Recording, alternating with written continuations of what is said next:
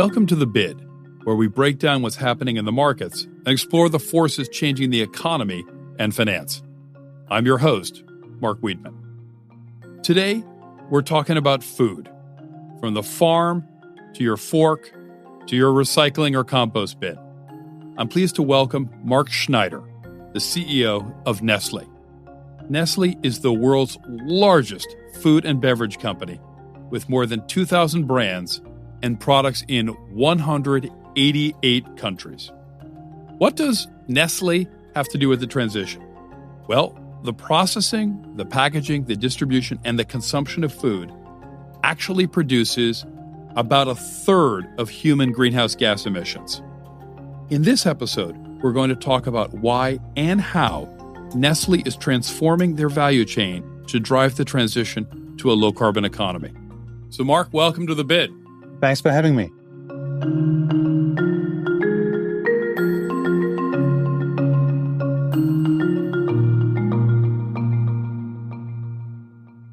Why don't we start by talking about Nestle and your business? To a U.S. audience, Nestle is mainly known as a chocolate maker, but of course, we do cover a wide range of food and beverage products. In fact, we're the world's largest food and beverage company with about 94 billion Swiss francs of revenue in 2022. And we cover all the main categories in food and beverage, from coffee to pet care to medical nutrition, infant nutrition, and of course, the chocolate that we're so well known for. That also means we're exposed to a wide number of agricultural commodities that are needed to make these products. Let's talk about Nestle and carbon emissions and start by, why does it matter to Nestle what your carbon emissions are? It matters to Nestle because food production around the world is very much linked to greenhouse gas emissions. So depending on what study you look at, between a quarter and a third of the world's greenhouse gas emissions are caused by agriculture, so food and beverage production. And unlike many other activities, eating and drinking is not something that we can go without. As the leading company in the space, we feel an obligation to do something. I believe this is part of future-proofing the business, just like you future-proof the business through convincing research and development and new products. So one additional feature that you want to work for is a better greenhouse gas footprint. What does your roadmap lay out in a few simple bullets, and how are you tracking? So minus 20% by 2025. This is judging from 2018 levels, and it's regardless of the growth we achieve in between. It's the totality of all greenhouse gases, so not just CO2. So that means we also need to tackle methane, which in some cases is trickier than CO2. It's minus 50% by 2030, and it's that famous net zero by 2050. What are you most concerned about in terms of achieving your 2030 objective? What's the biggest obstacle? There's a set of pretty steep mountains to climb. There's not just one individual obstacle here, but clearly we all have to run these projects. Some of them have tremendous lead time. So something you're doing now may give you results 2 or 3 years down the road only. So learning how to track that to be sure that there's consistent improvement over time. I think that's also something that we had to train the organization on because we had not done it before. Could you explain how food and the production of food and its disposal emits carbon? How does that work? There's, of course, the carbon footprint of our operations. Some of the operations in our factories, the logistics, both inbound in factories and outbound, all the things you would associate with the company's operations, including travel. That is the easiest part, and that's the part where we're already picking a lot of low-hanging fruit. And then there is more than 2/3 that really sit in our agricultural supply chain. So this is the greenhouse gas emissions that come about as the key commodity ingredients that we use for our products are produced. And that's the hardest part, and that's the steepest hill to climb. So what produces those carbon emissions in the chain from planting food to getting it into your factories? Well, it depends on the ingredient, but the key greenhouse gas emissions are related to everything associated with livestock. Think about dairy production, think about meat. So there you have to, first of all, generate the food. And then cattle in particular, you have methane emission that come from the digestion. And so it all adds up to a very powerful mix of CO2 emissions, methane emissions. They're very significant and a lot higher than with plant-based products. So animals, especially cows, lead to lots of carbon emissions. But there's also carbon emissions even with producing plants and vegetables and other ingredients that feed into your food. Where does that carbon get emitted? So a lot there has to do with the way we do our farming. In some cases, unfortunately, there's deforestation to begin with to create farmable land. Then the way we look after our soil, we tend to deplete the soil. And that, of course, leads to a lot of CO2 release from that soil into the atmosphere. It also leads to degradation of the quality of soil over time. So clearly, changing our methods of farming and switching to either conservation agriculture or regenerative agriculture is a key unlock when it comes to improving the greenhouse gas footprint. What is regenerative agriculture? Some of the common themes as part of regenerative agriculture are taking good care of the soil, keeping it covered at all times, having cover crops, having intermittent cropping, minimum or no tillage, and just trying to keep the water management of the soil that's optimal. This way, over time, not only do you avoid the depletion of the soil, but you can also, in fact, add to it and capture some additional carbon. There's also conservation agriculture. All of them are a material improvement over some of the traditional agricultural methods that are being used widespread today. So how are you working with your supply chain? How do you work with farmers? So this is the key challenge. In addition to intermediate suppliers, commodity exchanges, we're dealing with 600,000 to 700,000 farmers directly around the world, or in some cases, cooperatives. And you can't just throw your weight around and tell them how to do it in a different manner the next day. You have to give them help. They're the most exposed part of the supply chain. They're immediately exposed to the vagaries of the climate and weather. Their capital cushion is a lot lower than many of the other businesses in the supply chain. And so this is where we need to give a helping hand. We call that concept a just transition. So it's about giving technological help. It's about also giving some of the micro-lending and financial support or paying a premium for products that are made according to these practices. Mark, give us some examples. So a good example is in cocoa farming, where independent of the size of the farm, we are paying for a number of practices that we consider to be important for the long-term success of the farm and also for preserving human rights and avoiding child labor, for example. So independent of the size of the farm, if you send your kids to school, we pay a premium for that. Pruning your trees, we pay a premium for that. And if you fulfill all of the requirements, we pay some additional premium on top of that. So this way, we're helping the farmer switch to more regenerative practices, at the same time avoid issues such as child labor and lead to higher farmer incomes. What's the biggest resistance that you hear from farmers? The initial conversion from that traditional industrial agriculture to regenerative agriculture, day one requires some additional investment and usually comes with a period of 2, 3, 4, 5 years of reduced outputs. So literally it's investing more and earning less, which of course to anyone around the world would not be an attractive proposition. And so people are reluctant to do this. So you also then have to provide that safety net that people can make it through that period and without too much of a financial disadvantage. How much of a production loss might they experience during those first few years?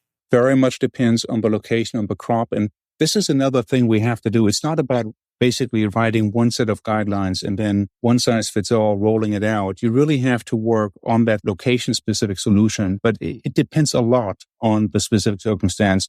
At Nestle, you touch farming, packaging, the production of actual food, logistics, recycling. Across that whole chain, where do you see the most promise for decarbonization? Clearly in the supply chain. And unfortunately, that is the hardest part. And of course, you're literally removing greenhouse gas emissions 1 kilogram, 1 ton at a time in so many places around the world. So there's not one factory that you switch around and turn around and then all of a sudden problem solved. It's an incredibly decentralized job. That is why it takes some time to be effective.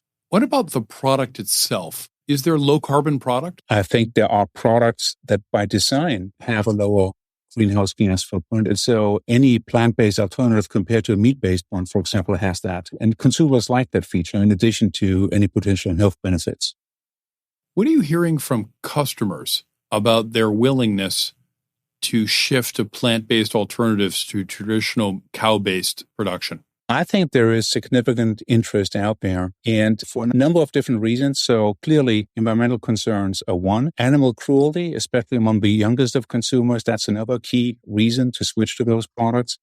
And then for quite a few middle-aged consumers, there is an interest in switching to plant-based simply due to health considerations, because quite often we're offering a similar amount of protein with lower amounts of saturated fat and lower total calories. Many of your products are sold in supermarkets. How do the prices compare for low carbon versus high carbon food? So in the case of plant-based, initially, they were more expensive and they still are more expensive. Some of that is simply the fact that they were positioned as more premium products. Some of it is the fact that some key ingredients such as soy isolates, pea isolates were initially in short demand. I think over time, this will even out, and there's no reason why in the long term these products should be more expensive, because when you look at the way they're being made, it's so much simpler to just basically have the crop and turn it into a product as opposed to having a crop, feeding the animal, and then making the product from that. I think a lot of our listeners understand decarbonization in the automotive sector. What's the biggest opportunity for making consumers more aware of the carbon impact of what they eat? I think some sort of standardized consumer-facing labeling would certainly be helpful, because right now everyone is using their own terminology. So I could easily envision a world where, in addition to some basic nutritional information, there would also be another label that gives basic environmental information, but gives it in a way that is standardized and harmonized across the industry. And then when it comes to the companies, I think a pretty harmonized carbon disclosure is also very helpful, so that investors and other stakeholders can basically form their own opinion. Where do you look to for having standardized disclosures for customers and shareholders? Well, I think for the customers, it tends to be pretty much a country-by-country approach. It's the same for nutritional values. So this is where you have to respect, sovereignty and people taking care of their consumers within their jurisdiction. When it comes to the corporate disclosures, I think there you have a better angle when it comes to international standards. It could be under some of the disclosure rules. It could be under international agreements. There has been, for example, a very promising project led by the World Economic Forum trying to harmonize some of those. And obviously the audit firms also have an interest in agreeing on harmonized standards here. From a policy perspective, it may not be a straight line, but from consumer demand, is it a straight line? Are we seeing continuous demand increasing for decarbonized product? So generally it was, then came COVID, and then came the inflation wave. And so currently we're also dealing with affordability issues. Understandably, when these products are more expensive, that diminishes some of the growth expectations short term. But I would be very surprised if longer term you wouldn't see a resurgence of interest, because the interest in the environment, interest in animal rights, I think all of those are on the rise. As a CEO, you have to disclose your carbon footprint. What are the biggest barriers for Nestle? What are the biggest obstacles to efficient, clean, clear disclosures? Key problem is I don't have to disclose it as a CEO. And so people don't. And we do. We're quite committed to this. And every year you can see our progress. And in fact, we're one of the few companies where, in spite of our growth, the greenhouse gas emissions are already below our 2018 baseline. And year after year, you'll be able to track our progress and you'll be able to judge whether we're in line with that net zero roadmap that we issued. But many companies don't bother to disclose. You have no idea where they are. And of course, you have to assume that it's not a priority. And that, to me, creates an uneven playing field and something that needs fixing. Mark, you joined Nestle 6.5 years ago. How has your vision of decarbonization and your Nestle strategy changed during that period? I think it gathered intensity. And to me, the key starting shot was that we were taking that pledge according to the science-based targets in 2019. We were basically matching our greenhouse gas emissions consistent with the goals of the Paris Agreement. That means limiting the rise of temperatures to 1.5 degrees over pre-industrialized levels.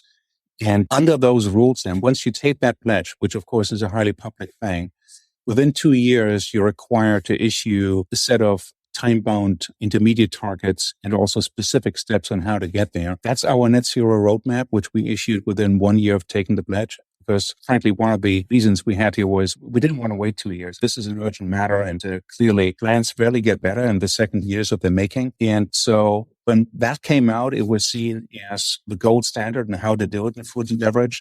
And that really gave incredible clarity to the organization and what they had to do and what the levers were. And it really galvanized the entire firm and added a lot of intensity. When you look at what Nestle needs to learn from other sectors, other industries, and what other industries can learn from Nestle, what would you highlight? I think on the inside of the firm, our operations, this is where we do a lot of benchmarking with other industries to see what the best practice is and what we can do. Where we have no role model to look to is when we look upstream in our supply chain. This is where everyone is learning with us. And so this is literally learning by doing. And sometimes you make mistakes. You find a dead end that's not giving you the results you want. You have to give up on that and then double down on something else that gives you better results. So this is a lot of trial and error.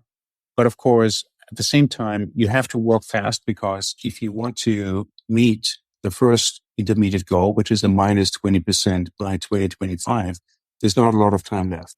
What's the number one criticism you receive either at Nestle or in your industry that you think is fair? I do think, in addition to the greenhouse gas footprint, the one other key concern that is really visible is plastic spillage into the environment as a result of packaging being discarded. And so plastic has a lot of advantages when it comes to product safety and shelf life and avoiding food loss. But obviously, we have to work on better recycling systems. We have to work the spillage of plastic into the environment. And that one is highly visible. Unlike carbon, which is not visible, the plastic bottle on the beach somewhere, that is really visible. And so consumers are quite concerned over it, rightfully so. What's the most important thing to get the world to net zero? I think consistent effort, that to me is key. And not just in our industry, but also elsewhere. If regulators and the public sort of fade in and out of this, nothing will get done. Because whether it's our industry or other industries, I think all of this is long-term effort. And step by step, we can get there.